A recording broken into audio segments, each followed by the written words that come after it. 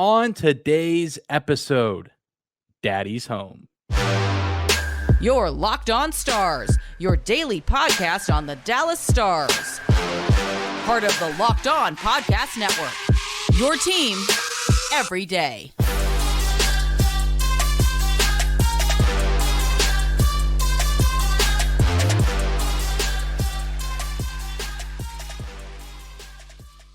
Howdy, Stars fans. Welcome back to the Locked On Stars podcast, the only daily podcast covering the Dallas Stars, part of the Locked On Podcast Network, your team every day. I'm your host, Dane Lewis, your local expert on all things Dallas Stars hockey, coming to you on this Wednesday, June 28th.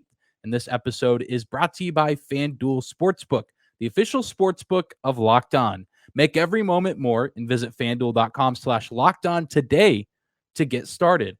And whether this is your first time here or you are a recurring listener, thank you for stopping by and making Locked On Stars your first listen every single day. Be sure to subscribe to the show on YouTube. Follow along on your favorite podcasting platform of choice. We are always free and available no matter where or how you choose to listen to the show. And to kick things off, we've been blessed with a big-time headline for the Dallas Stars this offseason. The first of what will probably be a few different re-signings, a pretty important one at that. On Tuesday afternoon, the Dallas Stars announced that they would be extending 34-year-old forward Evgenii Dadonov to a 2-year deal worth $4.5 million, clocking in at $2.25 million a season. Since he joined the team back at the trade deadline in this previous season, he was one of the Stars' best players. He scored 3 goals and 12 assists in 23 regular season games in the second half of the season. And then in the postseason, he was an absolute weapon for the Dallas Stars, scoring 4 goals and 10 points in total across 16 playoff contests. This is an incredibly great signing for the Dallas Stars as they were looking to re-sign either Evgenii Dadonov or Max Domi. And so now it kind of seems like we know the answer of which of those players are going to be staying in Dallas long-term. And Evgenii Dadonov, for one, is a great candidate to stay with the Stars for the next couple of seasons. He seemed to have found some great chemistry very early on in his time with the team with Jamie Benn and Wyatt Johnston. And now, as a result, the Stars have 2 of their most consistent lines locked down for this season. Of course, you have the top line of Jason Robertson, Rope Hintz, and Joe Pavelski. But now you also have a line that, amongst all the other chaos on the team, seemed to be consistent across the board in terms of production and just overall continuity with Jamie Benn, Wyatt Johnston, and then there was a revolving door at times for the third position. But once Dadonov joined the team and joined that line, there was really no looking back for that trio or for Pete DeBoer and the coaching staff. There was obviously something there, and obviously Dadonov and DeBoer have some sort of connection and a great respect for one another, as this is not the first time that they've been together. Even I guess now 2 seasons ago in Las Vegas, these two were together playing, Dadonov playing for DeBoer under his leadership and doing so again in Dallas. I think he was excited to get him, DeBoer was, during the deadline time last season, and I'm sure he's excited to have another sappy veteran on the roster, a guy who doesn't have a ton of playoff experience, had only been once before joining the Stars this year, but has seen a ton of NHL hockey and seemed to have garnered the respect of everyone in the locker room during his brief time with the Stars down the stretch of the regular season, but then especially in the Stanley Cup playoffs, as he was, again, one of the most effective players on the roster. And this is overall a very great value deal for Evgenii Dadonov that allows him to stay on a competitive team in what could be the final few years of his NHL career, starting to get up there in age. And he can be competitive on a competitive team for a good price. Making $4.5 million over a 2-year duration is pretty nice at this point in your career. And, you're not taking up too much money for the Stars, who are still needing to do a few other things here this offseason. The Stars now have around $5.1 million to work with in cap space, according to Cap Friendly, which I kind of hinted at this earlier, but that means that the likelihood of re-signing Max Domi is incredibly low, which I know is disappointing. It's disappointing for me as well. And I'm not saying that it absolutely 100% will not happen, but there's just a few other things that probably take higher priority for the Dallas Stars and probably should, rightfully so, for the remainder of the offseason. But this is all assuming that the Stars don't make any massive moves, that they don't move on from any massive contracts, either through trade or any other means, really. And I'm talking about maybe a Foxa trade or maybe a few of the defensemen like Hakanpää and Miller, guys that whether they have a no move clause or no trade clause or not. Some players are easier to move than others. I'm not necessarily expecting a huge trade, but also wouldn't surprise me as Jim Nill sometimes is a little bit unpredictable with what he can have up his sleeve. But around $5.1 million for the Stars to work with.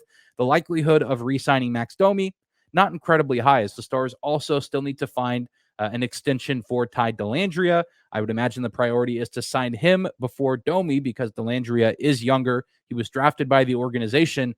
You would imagine that they want to keep him around long term, as opposed to a guy like Domi. While he is good, while he still is very serviceable at this juncture in his career, probably won't last you as long and maybe not as much worth an investment for the Stars at this juncture of where they are, just in terms of where the franchise is at, competing for championships. You'd love to have Domi on your team, and maybe it could still happen. You never know what kind of moves the team will make, but there's also the need to hopefully restructure and retool the blue line, maybe move a few players in and out and acquire some new defensemen and make that defensive group a little bit tighter and stronger. I feel like that, mixed with the need to extend Ty Dellandrea, just leaves Max Domi out on the side, out to dry, because Domi, rightfully so, wants a pretty nice contract, as he's been all over the place. He's been moved all over the league over the past handful of seasons. He's been always one of the biggest names around the trade deadline and then signing these one-year extensions. And I think that he's finally ready to settle down somewhere and hopefully make some pretty good money, which I think he definitely deserves.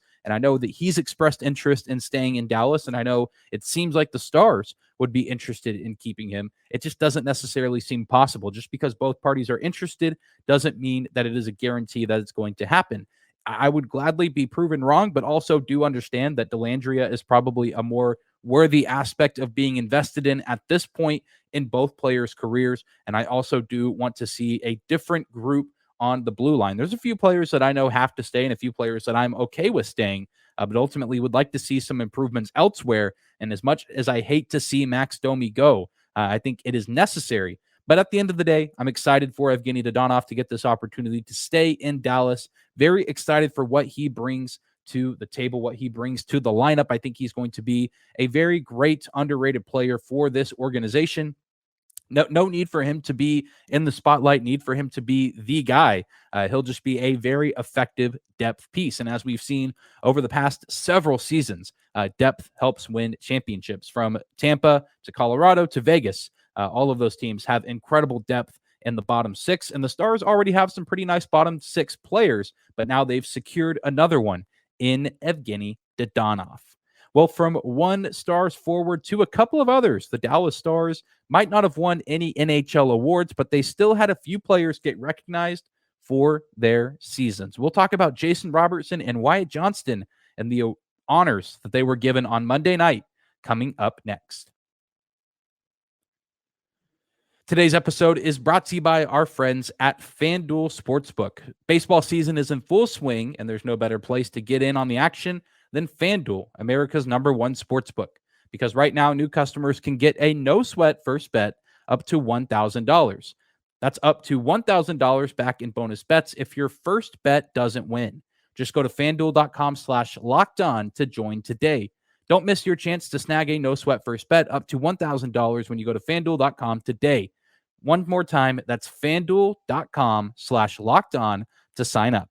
FanDuel is an official partner of Major League Baseball. Major League Baseball, trademark used with permission. I want to thank you again for making Locked On Stars your first listen of the day. The NHL draft is tonight, so after today's show, be sure to check out Locked On's 2023 NHL mock draft special. The local host of Locked On NHL have made their picks, and host Gil Martin and Hadi Kalikesh break down every selection over a 3-day mock draft event.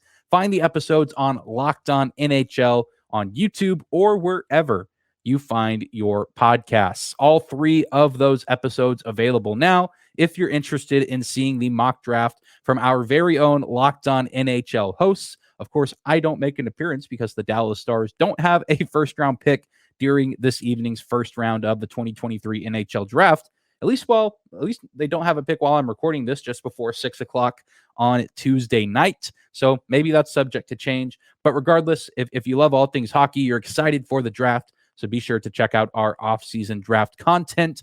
But continuing on with all things Dallas Stars hockey, the Stars, as I mentioned earlier in the week, not really up for any major awards in Nashville on Monday, but a couple of Dallas Stars players did receive some proper recognition for their excellent seasons, starting with Jason Robertson, who was selected onto the 22-23 NHL first All-Star team. He joins the likes of Connor McDavid, David Pastrnak, Adam Fox, Erik Karlsson, and Linus Ullmark.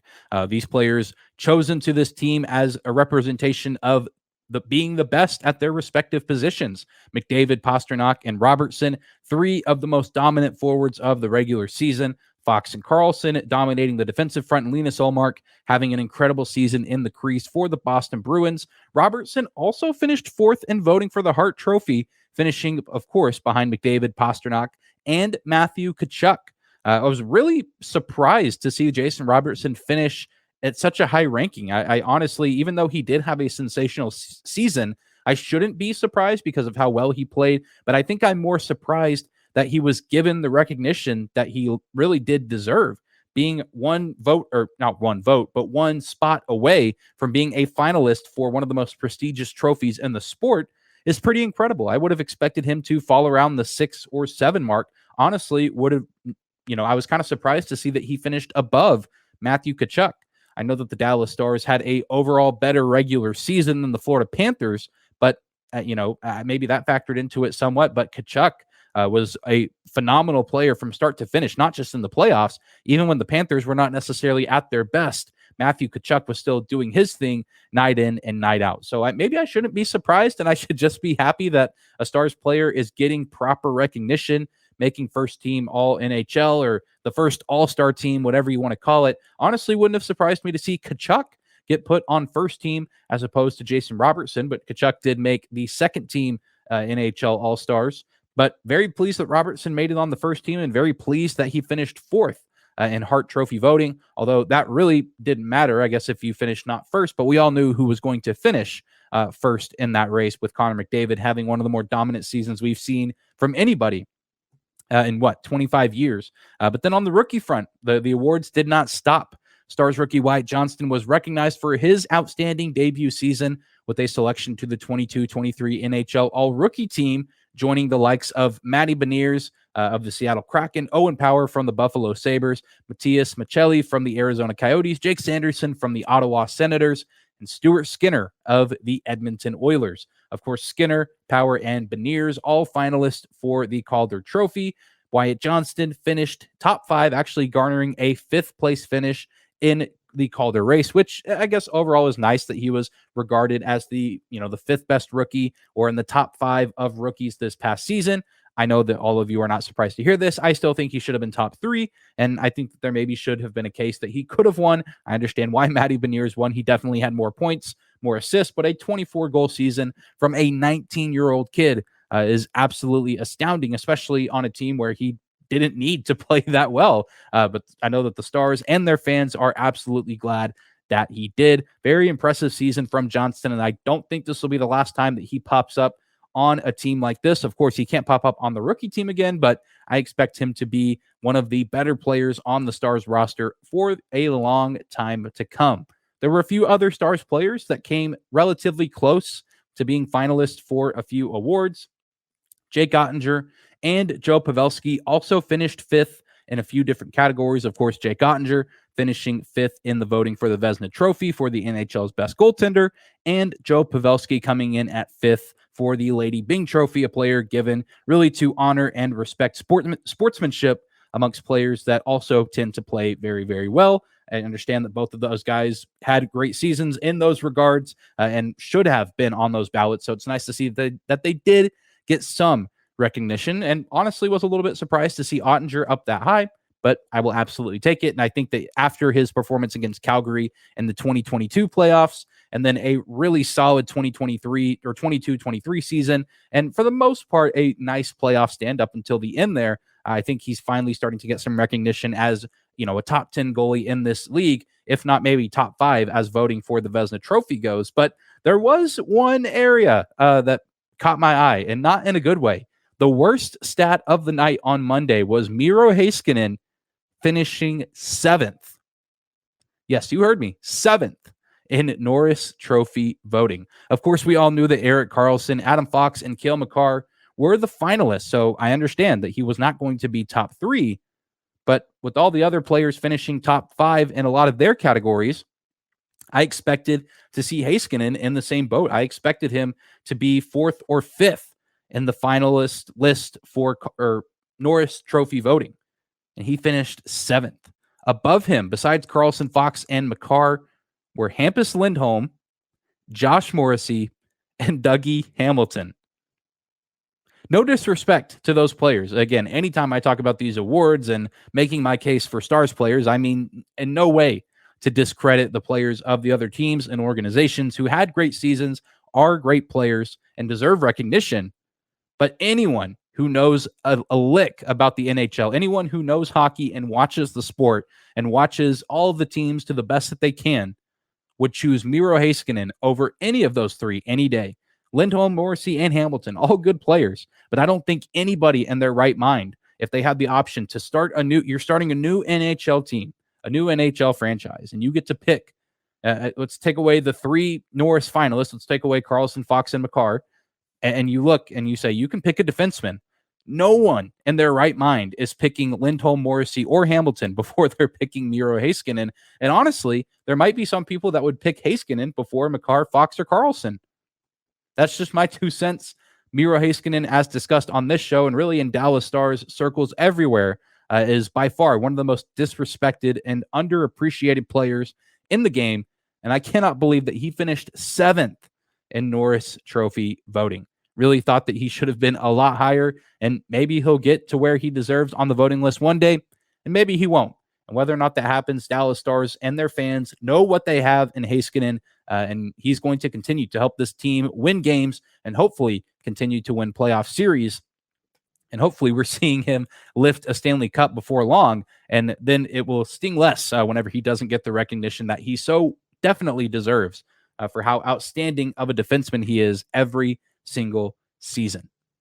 Well, the NHL awards have come and gone. The draft is starting tonight, but we're already starting to get more information on the upcoming season. The Dallas Stars released their schedule on Tuesday, and we'll take a look at it, and I'll give you my initial thoughts on the schedule release coming up next. Third and final segment of today's episode of Locked On Stars. The NHL and a lot of their teams have released their schedules for the 23-24 season, including the Dallas Stars. And it's always fun to take a look at the schedule. And even though it's still, the middle of summer, the end of June, we can start to get excited about these games coming up. People probably already starting to make plans if they're wanting to travel to a certain city and see the Stars play against a certain team, or maybe you're excited about a certain team coming into town and you get the opportunity to watch, the opposing players on the other team. I know I'm always excited when other superstars come to town, like the Oilers, and you get to watch Connor McDavid, or last year, especially with a lot of the Eastern Conference teams, you only get to see them come to Dallas once a season. So last year was my first time getting to watch the Capitals in person, so getting to watch Ovechkin, so on and so forth. It's a ton of fun to get to see the schedule for the first time and see how things are going to lay out. And there are a few different things that caught my eye. For one, the Stars season will begin at home against the St. Louis Blues, and it will end at home against the St. Louis Blues. The Stars season opener is on October 12th at the American Airlines Center against the Blues, and then their final game of the season on April 17th, also at the AAC against the St. Louis Blues, which is just kind of funny how it worked out that way. But also nice to see that the Stars are getting a home opener after opening on the road over the past 2 seasons, and really they haven't had a true normal home opener since 2019 when they opened against the Boston Bruins, because then, COVID hit. And I think if I remember correctly, the COVID shortened season with the weird divisions and whatnot, I believe they started at home. I know they started later than everybody else because of COVID, but I believe they started at home. But even if they did, it was a 25% capacity crowd.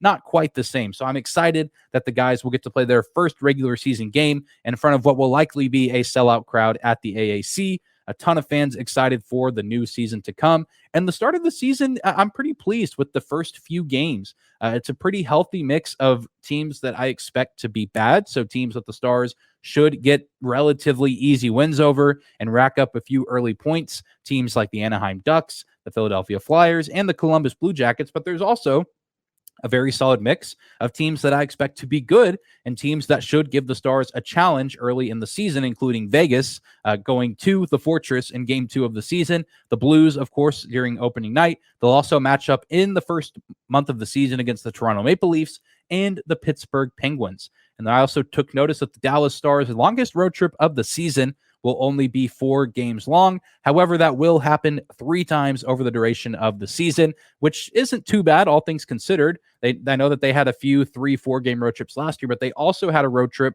that lasted 6 entire games. So it's nice to see that they'll never be away from home longer than 4 games, although 3 times, and I believe all of them coming in the back half of the season after the turn of the new year. But to counter that, the Stars also will have 3 5-game homestands throughout the duration of the season, which will be incredibly nice to have, and should be very nice to have those spread out throughout the season. A pretty healthy mix of home and away outside of the month of February. In theory, that is probably the toughest month of the season, with only 4 games in the friendly confines of their home arena and 9 games away from home. And 2 of those 4 home games will be against very good teams. One of them, the Carolina Hurricanes, and then also the Edmonton Oilers. And when I was looking at that game, I noticed it said an 11:30 a.m. start time. So I'm guessing the Dallas Mavericks must be playing a home game that day as well. That's a Saturday that they're playing the Edmonton Oilers in February at home. So I'm assuming the Mavericks play that night at home too. Otherwise, why would the Dallas Stars be having a game start at 11:30 a.m. on a Saturday? That's wild. But we'll worry about that when we get there. That is a long ways away. But February going to be an incredibly challenging month. But who knows what the standings will look like and what the Stars will be looking like at that juncture in the season. Also caught my eye, and I noticed a few other people pointing this out on social media as well, that the Stars will be taking on the Blackhawks back-to-back to end 2023 on December 29th, but then also on New Year's Eve, which means we'll be getting back-to-back games of 2 players that should be in the running to hopefully be contending for the Calder Trophy in Logan Stankoven of the Dallas Stars and Connor Bedard, who, you're hearing this on Wednesday, will likely be a Chicago Blackhawk by the end of the day once the Blackhawks select him with the first overall pick. I know that, last year's game against the San Jose Sharks on New Year's Eve was one of the best regular season games of the year, just in terms of energy and atmosphere. And even though the Blackhawks aren't necessarily a good team, it should be fun to watch 2 guys that should be amongst the NHL's best rookies in Stankoven and Bedard go head to head. And these are just a few thoughts on the schedule. The schedule will continue to grow more interesting and intriguing as the offseason continues to go on and as teams kind of start to take shape after the draft, after trades, after free agency. But overall, pretty pleased with the schedule, especially at this point. Just excited to be getting some news and some ideas of when teams will be coming to town. And, I got to go to 1 road game last year in Raleigh, North Carolina. It was a ton of fun. My first experience watching really any NHL game outside of the AAC, but it was nice that the Stars were there so I could, cheer on my team, but then also get to experience another team's home atmosphere. Carolina was absolutely amazing. So, now I'm maybe going to start planning on trying to visit somewhere else and, try to take in at least one other team's home atmosphere. And hopefully I can watch the Stars while they're there. But that's going to do it for today's episode of Locked On Stars. Thank you so much again for tuning in and making us your first listen of the day. Be sure to subscribe to the show on YouTube. Follow along on your favorite podcasting platform of choice. We are always free and available no matter where or how you choose to listen. You can also find and follow us on social media. Just search Locked On Stars on Instagram and Twitter, as well as my personal Twitter account at Dane_Lewis. And we'll be back here tomorrow, I will say, reacting to anything that happens in the draft that pertains to the Stars. Don't necessarily anticipate much happening there, but you never know. Keep your fingers crossed. Maybe the Stars will somehow end up with the first round pick, or some other trade will go down involving them as a third party, possibly. It'll be fun to watch. I'm excited to watch the draft.